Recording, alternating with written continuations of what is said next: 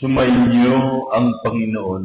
At sumayin Ang mabuting balita ng Panginoon ayon kay San Mateo. papangit sa iyo. Noong panahong iyon, sinabi ni Jesus sa kanyang mga apostol, "Humayo kayo at ipangaral ninyo na malapit ng maghari ang Diyos. Pagalingin ninyo ang mga may sakit at buhayin ang mga patay. Pagalingin ninyo ang mga ketongin at palayasin ang mga demonyo. Yamang tumanggap kayo ng walang bayad, magbigay naman kayo ng walang bayad. Huwag kayong magdala ng salapi, maging ginto, pila o tanso sa inyong mga lugbutan. Huwag din kayong magdala ng supot sa inyong paglalakbay ni bihisan, pampalit na panyapak o tungkol, sapagat ang manggagawa ay may karapatan sa kanyang ikabubuhay. At saan mang bayan unayon kayo dumating, humanap kayo ng taong karapat-dapat pakituluyan at manatili kayo roon habang kayo'y nasa lugar na iyon. Pagpasok ninyo sa bahay, sabihin ninyo, maghari nawa ang kapayapaan sa bahay na ito. Kung karapat-dapat ang mga tao sa bahay na iyon, panatilihin ninyo sa kanila ang inyong bati. Ngunit kung hindi, bawiin ninyo ito. At kung ayaw kayong tanggapin o pakinggan sa isang tahanan o bayan, umalis kayo roon at ipagpag ang alikabok ng inyong mga paa. Sinasabi ko sa inyo na sa araw ng paghuhukom ay higit na mabigat ang ipaparusa sa mga tao sa bayang yaon kaysa dinanas ng mga taga-Sodoma at taga-Gomora." Mga kapatid, ang mabuting balita ng ating kaligtasan. Pinupuli ka namin ang Panginoong Jesucristo, umaon. Ang ebanghelyo natin ngayon ay ang pagsugo ni Jesus sa kanyang mga alagad. Alam naman natin, hindi madali ang misyon ng Panginoon. Bakit? Dahil may mga tao na hindi sila welcome. May mga bayan na hindi sila tanggap. Ang iba, pagdududahan pa sila. Kaya hindi ito madali. At lalo na nung wala na si Jesus, sa pagpapatuloy nilang ipalaganap ang salita ng Diyos, most of them, they ended up dead. Pero hindi nito ang gawain. Magpasanggang ngayon sa panahon natin, may mga missionaries na ipinapadala sa iba't ibang dako, sa kabundukan, sa liblib na lugar, sa mga lugar na hindi naniniwala sa Diyos. At kadalasan sila yung mga relihiyoso, pare, mga madre. Ngayon, tingnan natin itong ating ebanghelyo nung sinugo ni Jesus ang kanyang mga alagad. Ano ba ang pinababaon ng Panginoon sa kanilang pagmimisyon? Wala. Ang sabi ng Panginoon, huwag kayong magdala ng pera, maging ginto, pilak o tanso sa inyong paglalakbay. Huwag din kayong magbaon ng pagkain, bisang sandalyas o tungkod. Ang tanong natin, anong pinababaon sa kanila? Dalawa. Una, ang Panginoon mismo. Ito ang pinakamahalagang baon nila. Ang mensahe ng Panginoon. Dito dapat hugutin ng mga alagad ang kanilang security. Alam niyo po, habang binabasa ko itong ating ebanghelyo kagabi, ang pumasok sa isip ko, yung karanasan ko nung ako'y seminarista pa lang. Every year sa seminary, meron kaming summer exposure, tinatawag namin. Nung nasa 4th year theology na ako, na-assign ako sa mga ETA, ETAS, Zambales, at sa mga labor sectors ng ating lipunan gaya ng mga pabrika at iba pa.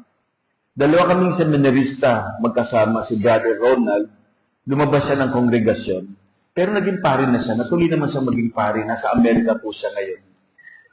Inaamin ko, talagang may takot ako sa tuwing summer exposure namin. At sa totoo lang po, parang ang security ko ay ang baon naming pera. Kung medyo malaki ang baon, parang secure ako dahil alam namin ang pupuntahan namin ay mahirap na lugar. Pero dito sa Ebanghelyo, hindi sila pinadalhan ng kahit ano. At ang sabi pa sa Ebanghelyo, sa English, without cause you have received, without cause you have to give. Ano bang natanggap nilang give? E di yung mensahe, yung salita ng Diyos. Ibig sabihin, si Lord mismo ang kanilang ibibigay, ang kanilang ibabahagi sa pangalan niya. Pwede nilang pagalingin ang mga may sakit, buhayin ang mga patay at palayasin ang mga demonyo, naalihan ng demonyo. Kaya dapat sumasa kanila si Jesus. Iniisip ko marahil, hindi ko kayang gawin yun. Pero iparamdam na may Diyos, pwede kong gawin. No? Sa tuwing binabalikan ko ang aming karanasan, nakakagaan ng pakiramdam dahil marami akong natutunan every summer exposure. At totoo ang sinabi ng Panginoon, mas magiging matagumpay ang mission kung wala tayong maraming bitbit o maraming baon. Dahil unang-una, dapat matuto tayong makibagay sa kapaligiran at makitungo sa mga taong makakasalamuhan natin. Tulad ng pagpunta namin sa mga itas at iba pang mga summer exposures, kung dala ko yung mga gadgets o iba pang mga kagamitan, baka hindi naging effective ang pagpaparamdam ko na may Diyos. Kaya itong unang dahilan kung bakit ayaw ng Panginoon magdala ng kahit ano pa.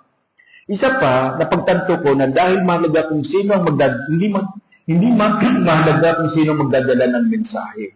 Kahit sino po sa atin pwedeng magdala. Kasi ang mas mahalaga, ang mensahe, hindi yung magdadala. Ibig sabihin, hindi lang pare, madre, ang pwedeng magmisyon.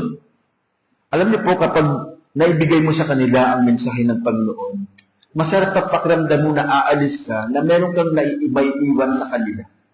Kadalasan nga ayaw kanilang bitawan. No? May iyak-iyakan pa kapag ikaw na aalis sa... No? Iiyak-iyak pa yan sila. Now, pangalawa, the last, ang baon nila ay ang kanilang kasama. This is the genius of Jesus. Hindi naman sila pumuntang mag-iisa lang. Laging may dalawa partner sila. Lalo na nung nagpadala siya ng marami. 72 disciples ang pinadala niya. Talagang in partner sila. No? They were not sent alone. Kaya kapag alam mo na may kasama ka, mababawasan ang takot mo.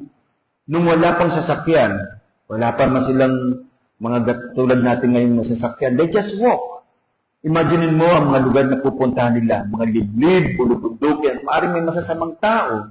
At least pag may kasama ka, no, kampante ka, kahit may mababangis na hayop, kampante ka pa rin dahil may kasama ka. Pero para sa akin, ang pinakadahilan kung bakit dala-dalawa sila, may magre-remind sa bawat isa. May magpapaalala at magpapalakas ng loob sa bawat isa sa kanila. That is the genius of Jesus. Gayran po namin mga religious. Di kami pwedeng pumunta sa lugar o mandaryahan na nag-iisa. Tulad ni Badong dito, siya lang isa, ni Padre Badong. Hindi kami pwedeng ganyan. Lagi kaming may kasama. No? At least, kung pwede nga, tatlo eh. Kaya kung kaya lang, minsan wala, dalawa. Hindi pwedeng isa. Sabi ng 30s Proverbs, a good companion shortens the longest road. Kahit malayong pupuntahan mo, pag may kasama ka, hindi ka maiinip. Gusto kong gawing halimbawa sina St. Paul and St. Barnabas. Alam niyo po, talagang mag-partner silang dalawa. Nung umpisa pa lang. No? Naghiwalay lang sila dahil sa kanilang pagtatalo. Nagkaroon sila ng disagreement dahil kay Mark. Dahil minsan, kasama nila si Mark, umalis nang hindi nagpaalam. Iniwan silang dalawa. Kaya nung sila aalis na muli, gustong bigyan ni Barnabas ng pagkakataon si Mark. Pero ayaw na ni Paul. No? Kaya nag-split yung dalawa. Nagkaroon sila ng disagreement. Pero ang maganda sa sinabi ni Emeritus Pope Benedict, 16. Dito, ang sabi niya, pagtatalo ng dalawa, very comforting daw, dahil parang tayo rin. No? We see that the saints are people like us who have struggles and problems. Ang kabanalan ay hindi ibig sabihin na wala kang kasalanan. Wala kang kahinaan. Ang kabanalan ang magdadala, magtutulak sa atin ng pagbabago, sa pagpapatawad, sa pagbabalik loob. Ang hamon sa atin, sana makatugon tayo sa paraan kung paano tayo tinawag ngayon. Isinusugo pa rin tayo ng Panginoon.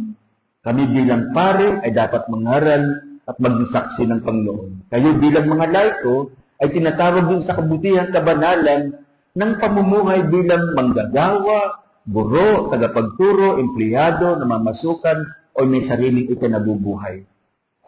Namumuno sa lipunan, posisyon na pagiging pinunong lingkod, at kahit simpleng may bahay, kayo, no, bilang abala sa pag-aaruga sa inyong pamilya. Iba-iba ang ating magawain, ngunit iisa ang pagtawag.